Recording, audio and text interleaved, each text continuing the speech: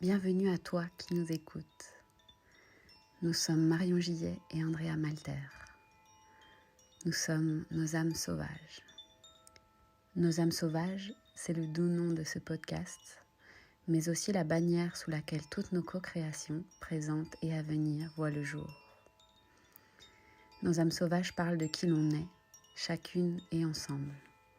Deux âmes qui choisissent de vivre leur vie pleinement, librement, selon leurs propres règles, connectées à la femme sauvage qui a bien longtemps sommeillé en elles et qui choisissent aujourd'hui de rayonner aux yeux du monde et d'inviter chacun et chacune à rayonner à son tour.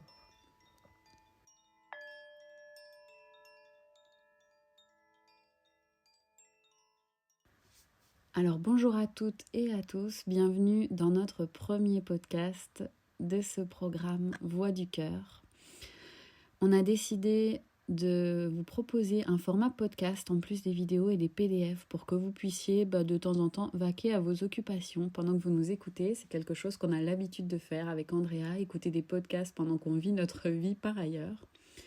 Et on s'est dit que ce serait un format pratique pour que vous puissiez profiter de ce qu'on a à vous partager tout en faisant autre chose en plus du reste. Aujourd'hui, on est ensemble pour vous parler de cette thématique globale du programme qui nous tient à cœur, c'est-à-dire la voix du cœur. Vous partagez notre expérience sur le sujet, comment nous on a trouvé notre voix du cœur, pourquoi c'est un questionnement qui nous a toujours intéressés. Donc voilà, c'est Marion que vous entendez depuis tout à l'heure. Andrea est avec nous. Coucou Andrea. Coucou. Et donc voilà, on va commencer à vous parler de ce sujet-là. Qu'est-ce que ça évoque pour toi, Andrea, la voix du cœur?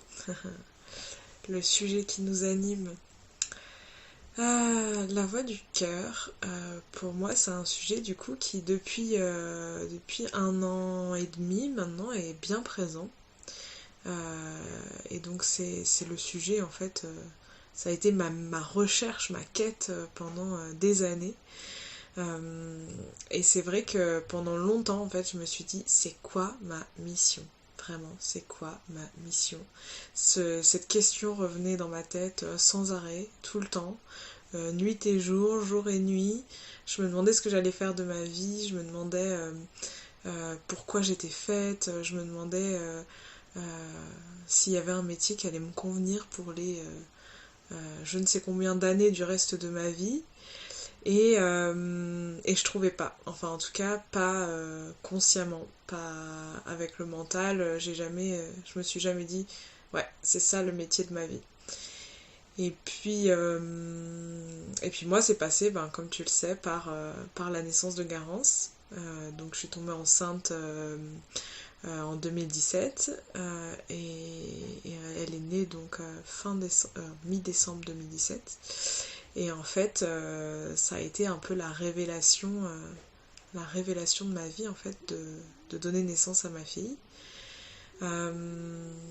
Déjà, cette partie-là, le fait d'être enceinte d'elle, et puis sa naissance, et tout ce qui s'en est suivi ensuite, donc son allaitement, et ce vécu-là de maman, en fait, qui a été très très fort pour moi, qui a été vraiment me chercher dans mes retranchements, qui a été vraiment fusionnel en fait. J'ai découvert l'amour inconditionnel comme on dit, et du coup c'est ça qui a amené dans ma vie cette volonté de devenir doula.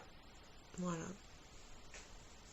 Ça me parle parce que comme tu le sais, moi aussi je considère que c'est l'arrivée de ma fille, et quand je dis arrivée, je dirais même l'instant même où elle s'est installée dans mon ventre, parce que ça a commencé pendant ma grossesse, qui a déclenché chez moi le vrai gros déclic en fait.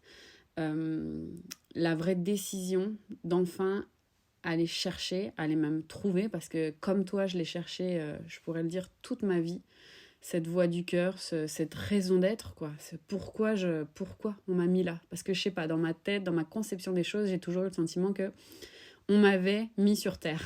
Je sais pas comment l'expliquer autrement. Et vraiment, le gros déclic est arrivé avec ma fille. Comme toi, mais peut-être pour des raisons différentes. Parce que pour le coup, j'ai pas le sentiment, tu vois, que la grossesse ou l'arrivée de ma fille ait donné totalement un sens à ma vie. Mais par contre, ça m'a poussée à aller chercher ce qui faisait sens. Parce que pour moi, c'était inconcevable de continuer à vivre de cette façon, en fait, d'être ce modèle-là, cet exemple-là pour ma fille de quelqu'un qui est pas bien dans sa vie, qui est perdu, qui sait pas ce qu'il veut. Aussi parce que comme j'étais pas épanouie, ça retentissait évidemment sur notre relation à toutes les deux. Et ça c'était vraiment pas acceptable pour moi. Donc c'est à peu près autour de ces 6 mois à Alice que vraiment j'ai décidé, décrété qu'il fallait que je trouve, que je sache enfin ce pourquoi j'étais faite. Et c'est comme ça que pour moi, c'est déclenché la vraie quête active et pas passive et pas en subissant la vie de ma voix du cœur.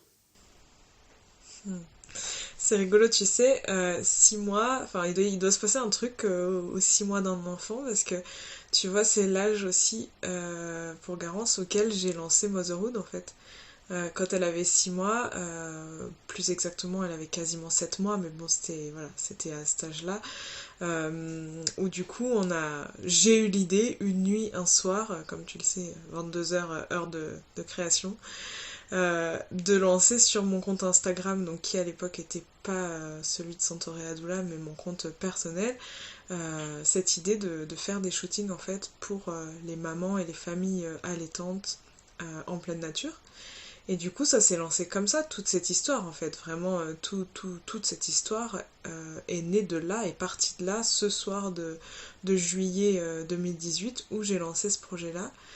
Et où j'ai jamais imaginé à ce moment-là que ça allait devenir ça en fait, que ça allait prendre autant d'ampleur, que ça allait toucher autant de familles.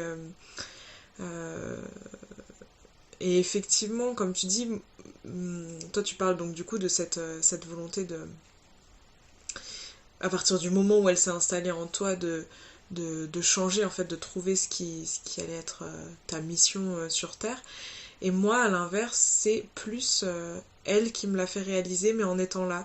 Et du coup, quand je l'allaitais, quand je vivais tout ça avec elle, en fait, je me suis dit, mais pourquoi les parents, ils sont pas... Enfin, les parents et les pas parents, justement, pourquoi les gens ne sont pas informés, en fait, sur ce que c'est que se devenir parent, sur tout ce que ça amène dans nos vies, sur tous les... C'est un ouragan, en fait, devenir parent. C'est dingue, c'est terrible. Et parfois, ça se passe très bien, parfois, ça se passe très difficilement. Et pourquoi on n'est pas accompagné dans tout ça? Pourquoi on ne prévient pas, en fait? Et je pense que du coup, c'est vraiment parti de là où je me suis dit, moi, j'ai envie d'être cette personne-là, de pouvoir accompagner les parents et de pouvoir les aider, en fait, sur leur cheminement à, à vivre ça, peut-être de manière plus pacifique, en étant mieux préparés, ou peut-être, même s'ils sont pas mieux préparés, mais quand c'est là, les soutenir en fait dans ce qu'ils vivent et les accompagner dans ce qu'ils vivent au quotidien en fait, parce que c'est un tel ouragan que certaines femmes se demandent ouais, si elles vont sortir de la vivante, quoi. C'est vraiment, moi j'ai des témoignages à travers Motherhood ou même après, mais j'ai des témoignages de mamans qui disent mais c'est tellement bouleversant en fait de devenir maman et même de devenir parent, parce que pour les papas ça l'est aussi, que oui, qu'ils se posent des milliards de questions et ils ont personne à qui les poser, donc devenir doula, c'est vraiment parti de là pour moi. Ouais, tu vois, ça me parle totalement parce que ce truc de devenir parent et se demander si on va s'en sortir, c'est exactement ce que moi j'ai vécu. Et je pense que c'est d'ailleurs probablement ça qui a déclenché cet élan irrépressible d'aller trouver du sens. Parce qu'en fait, quand tu te... Enfin, je me suis sentie vraiment emprisonnée, perdue, désemparée dans ma maternité. Je suis passée par une dépression postpartum et ça, c'est d'une violence innommable, en fait, d'être dans cet état-là de tristesse et de désarroi alors que tu as ton petit bébé entre les mains.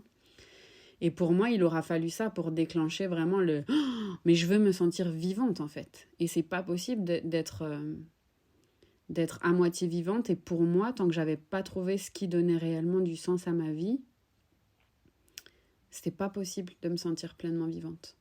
Donc tu le sais, moi, ben, le métier de doula, c'est un métier qui me parle tout particulièrement puisque ça a déclenché l'envie pour moi de me former à ce métier aussi. Alors il se trouve que ben, c'était un chemin de traverse, c'était pas où j'allais finalement, c'était pas mon aboutissement à moi, le métier de doula, mais c'était hyper important sur mon chemin et je pense que ça a été hyper important pour nous deux aussi que je prenne ce chemin-là puisque on aura l'occasion de vous en reparler certainement à un autre moment, mais c'est comme ça qu'Andrea et moi, on a fini par connecter plus fort encore qu'au moment de notre rencontre, quand on s'est formés toutes les deux à ce métier-là. Je me perds un petit peu, je sais plus où je voulais en venir, mais voilà. Pour moi, ce que tu décris, en fait, et c'est peut-être aussi là qu'on connecte toutes les deux, c'est que il aura fallu en passer par cette expérience de la parentalité, dans mon cas comme dans le tien, pour se rapprocher de ce qui est notre voix du cœur. Ce que je trouve intéressant dans ce que tu évoques, c'est que quand je te pose la question de savoir ce que c'est ta voix du cœur, tu parles tout de suite du métier de doula. Mais j'aimerais souligner que quand on évoque ce sujet-là, on ne cherche pas à vous faire croire ou à vous faire trouver un métier spécifique qui serait votre voix du cœur. Parce qu'en fait, la voix du cœur, vous voyez, une voix, c'est pas un petit chemin, c'est pas une allée, c'est une voie. C'est-à-dire que c'est large, que ça signifie qu'on va dans une direction, quelque part qu'on vise quelque chose et que tout au long de cette voie, il y a quelque chose qui nous anime, qui nous fait vibrer. Mais c'est pas restrictif, c'est pas fermé. Et je sais que toi, là, tu parles spécifiquement du métier de doula. Mais en fait, on pourrait être beaucoup plus large là-dessus. Et je pense que notre voix du cœur à toutes les deux se rejoint en un point beaucoup plus large qui est globalement l'empowerment des gens. Que les gens reprennent le pouvoir de leur vie, en fait. Que les gens ne... Mais c'est aussi ça qui se passe dans le métier de doula. Et c'est aussi ta conception du métier de doula. C'est que les femmes se rendent compte tout ce dont elles sont capables toutes seules. À quel point elles ont déjà tout à l'intérieur d'elles, en fait. C'est ça qui nous anime et c'est aussi pour ça que toutes les deux, on fait des programmes, on fait des retraites, parce qu'en fait, le fond des choses, la vision plus large des choses, c'est celle-là. C'est que chacun reprenne le plein pouvoir de sa vie. Totalement. Et c'est une carte voix en fait. Hein.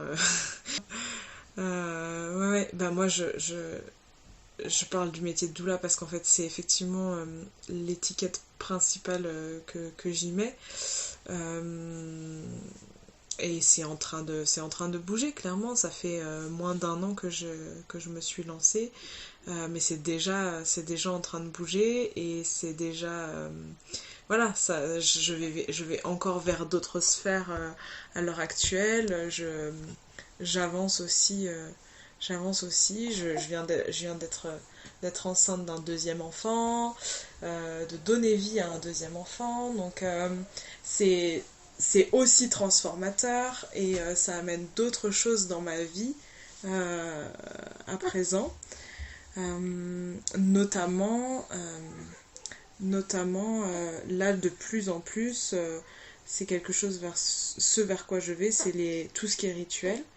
Donc l'année prochaine je vais aussi me former en ce sens, tout ce qui est rituel et tout ce qui est accompagnement du féminin au sens plus large de toute façon, via les retraites qui sont passionnantes pour moi. Moi ça a été une révélation en fait de faire notre première retraite ensemble cette année, et comme tu as l'habitude de le dire, c'est vrai que si on l'avait pas fait ensemble, peut-être que ça serait arrivé dans 2, 3, 4, 5 ans.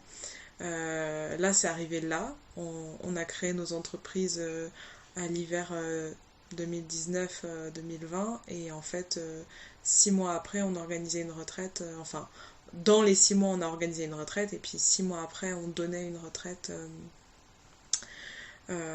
début août l'année dernière, enfin cette année pardon, et c'est vrai que ça a été passionnant, ça a été vraiment un moment très révélateur de sororité, d'accomplissement pour moi, et en même temps en fait voir les autres femmes s'accomplir à ce moment-là déjà, et en fait à la suite de ça a été vraiment un déclencheur aussi pour moi, où je me suis dit ça fait pleinement partie de ma voix du cœur, de ce que j'estime être ma voix du cœur, c'est ce que je veux dans ma vie tout le temps en fait. été comme hiver, hiver comme été, peu importe, je veux vivre ces moments-là au quotidien à l'avenir, c'est nécessaire en fait, c'est nécessaire. Ouais, que d'expérience cette année et que de révélations aussi sur le fait que quand finalement on réussit à s'aligner à ce qui est notre voix du cœur, à ce pourquoi on est réellement fait, c'est impressionnant la fluidité et la rapidité avec laquelle les choses arrivent. Je pense que là, pour nous en tout cas, c'est assez incroyable. Comme le dit Andrea, on a créé nos entreprises respectives en début d'année dernière. Et je pense que ni l'une ni l'autre ne nous attendions à ce que les choses aillent aussi vite pour nous, aussi vite et aussi loin. Et c'est vraiment ça aussi qu'on a envie de transmettre en fait. C'est, plus vous allez vous écouter, plus vous allez vous connecter à ce pourquoi vous êtes réellement fait ou faites, plus tout va s'ouvrir en fait. Et plus tout va devenir clair. Parce qu'au début, on attrape un bout de fil et puis on tire le fil, on se rend compte qu'en fait, il y a une énorme pelote derrière et que notre voix du cœur, c'est beaucoup plus vaste que tout ce qu'on pouvait imaginer. Andrea donc parle du métier de doula. Et voilà, on se définit avec un nom de métier parce que, j'en sais rien, parce qu'il le faut bien, ou parce qu'on croit encore qu'il le faut bien, ou parce qu'on essaye de mettre des mots sur les choses. Moi, si vous me demandez, je vais vous répondre que je suis coach. Mais on me l'a suffisamment répété. Marion, coach, c'est pas exactement ce que tu fais. Andrea vous dirait coach sorcière, ou je sais pas exactement. Mais c'est pareil, il y a énormément de choses derrière, quoi. Que ce soit les accompagnements individuels, tous les ateliers que je crée, qu'on crée, les retraites, les programmes. En fait, on se rend compte que ce qu'on cherche à transmettre peut prendre 1 milliard de formes, en fait. Peut prendre 1 millier de formes et que... contrairement à ce qu'on peut penser, quand on cherche sa mission de vie, sa voie du cœur, ça n'est pas des portes qui se ferment, c'est des centaines de portes qui s'ouvrent. Il y a beaucoup cette croyance-là que choisir, c'est renoncer. Vous l'avez déjà beaucoup entendu, ça, et puis peut-être que vous y croyez, vous. Ça, quand on a un cerveau foisonnant, on a l'impression que dès qu'on va prendre une décision, on se ferme des portes. Et je me rappelle que... Donc moi, j'ai fait un coaching en reconversion professionnelle pour moi. Je me rappelle m'être dit à chaque fois que je prenais une décision de dans quelle direction j'allais m'orienter, avoir l'impression que je me fermais les portes. Et moi, j'adore pouvoir garder plein de portes ouvertes, plein d'options. Et bon, c'était totalement un leurre, parce qu'en réalité, plus on avance, plus il y a de portes qui s'ouvrent, et des portes incroyables, et des portes qu'on n'imaginait même pas une seule seconde. Je sais pas ce que t'en penses, mais moi, personnellement, je suis surprise quasiment chaque jour de ce qu'on crée, de ce qu'on canalise, de ce qu'on comprend, de ce qu'on... Enfin, pour moi, c'est fou, quoi. C'est fou, la vie et les possibilités que ça a ouvert, tout ça. C'est certain. C'est certain. En fait, nous, notre définition, elle s'arrête pas effectivement au nom du métier qu'on peut plaquer comme ça pour dire qu'on rentre dans telle case parce que effectivement comme tu dis il faut bien puis parce qu'à un moment pour parler à une personne X ou une personne Y on se définit un peu comme telle chose pour voilà que les gens sachent un petit peu ce qu'on fait quoi parce que sinon c'est compliqué mais on est clairement le genre de profil multipotentiel qu'on accompagne d'ailleurs hein. qu'on se le dise qu'on se le dise et je pense qu'on a en tout cas je vais parler pour moi mais on en a suffisamment parlé pour que je sache que c'est pareil de ton côté mais je pense qu'on a suffisamment dans nos vies galéré en fait avec cette multipotentialité à se dire mais en fait je suis faite pour rien j'arrive rien à mener à bout je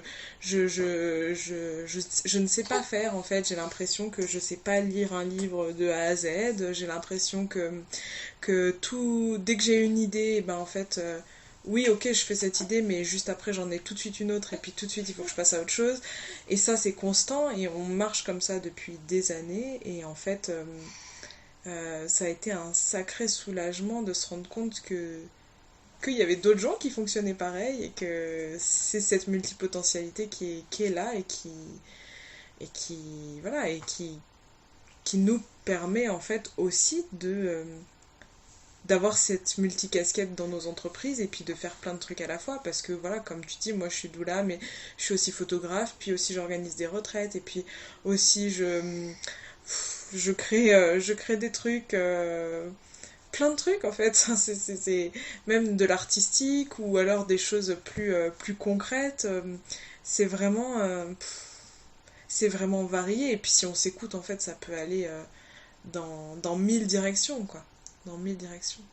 Je me rappelle C'est ça. avoir beaucoup ri cet été en me rendant compte que ce qu'on avait appris comme compétence, c'était créer des couronnes de fleurs et apprendre aux gens à le faire.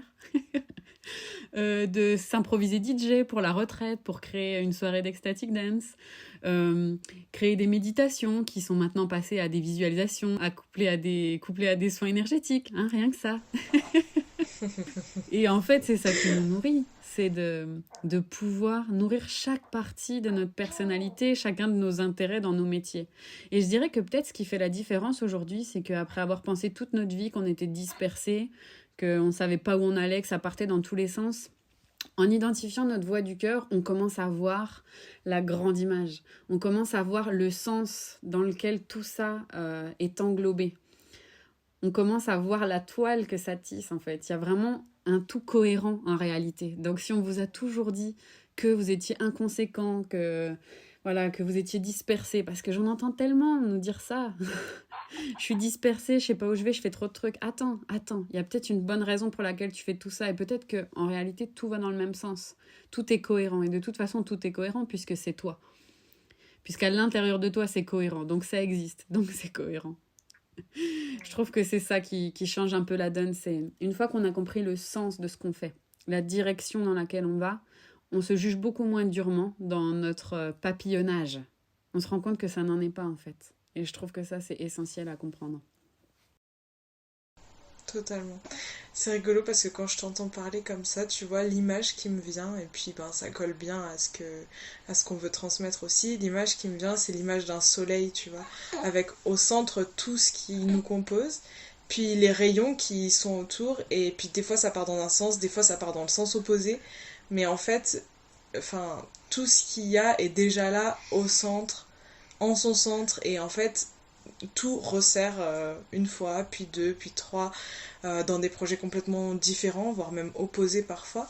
Et je trouve que ouais, ça correspond bien à ce qu'on est et ce qu'on transmet aux personnes qui, comme nous, ont ce truc et se sont toujours flagellées en se disant je n'arriverai jamais à rien faire parce que je saute d'idée en idée et que j'arrive pas à me concentrer sur un seul projet. Mais ok, allez-y. Ne vous concentrez surtout pas sur un seul projet ou sur une seule idée si c'est pas votre manière de fonctionner. Et vous pouvez monter 10 projets en même temps, je crois que c'est ce qu'on fait, il paraît. Qu'on y est. Et c'est ok en fait. C'est ok de faire comme ça, donc allez-y. Ouais, voilà, je pense que ça fait un bon petit tour d'horizon. En tout cas, un bon premier aperçu de pourquoi c'est aussi important pour nous de vous transmettre nos apprentissages et ce qu'on a compris et ce qu'on a expérimenté par rapport à cette voix du cœur. Pourquoi aussi on a choisi de vous en parler et puis d'ailleurs que ce soit le premier programme qu'on sorte ensemble, premier programme en ligne. J'espère que ça vous a plu, que ce format est chouette pour vous. On vous revient dans le prochain module avec un autre format podcast. D'ici là, on vous souhaite bonne continuation dans la formation, dans les exercices. Et puis, je vous dis à très bientôt. À bientôt, bonne journée à tous.